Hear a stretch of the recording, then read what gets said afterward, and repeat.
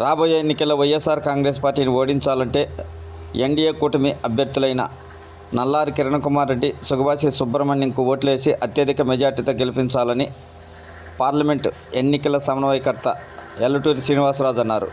బాధ్యతలు చేపట్టిన తర్వాత మొదటిసారి అన్నమయ్య జిల్లా నందలూరు మండలం పాటూరు గ్రామంలో ఎన్నికల ప్రచారం నిర్వహించారు ఎల్లటూరి శ్రీనివాసరాజు.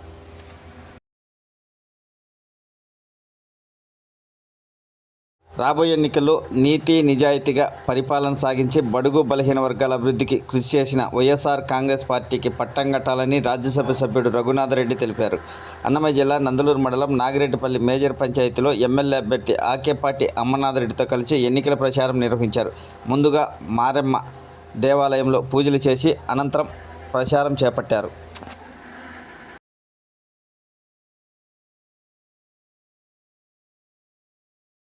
ఒంటిమిట్ట శ్రీ కోదండరాముని బ్రహ్మోత్సవాలు వైభవంగా జరుగుతున్నాయి. ఉత్సవాల్లో భాగంగా వటపత్ర ఛాయి అలంకరణలో శ్రీ కోదండరాముడు భక్తులకు దర్శనమిచ్చాడు.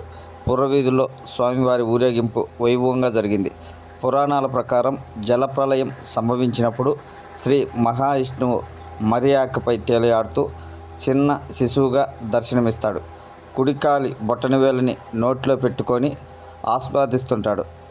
ఈ ఘట్టాన్ని గుర్తు చేస్తూ శ్రీ మహావిష్ణువు అవతారమైన శ్రీరాముడు భక్తులను కనువిందు చేశాడు. భక్తుల కష్టాలు తొలగించడానికి ఎప్పుడూ ముందుంటానని స్వామివారు ఈ అలంకరణ ద్వారా భక్తులకు తెలియజేస్తున్నాడు.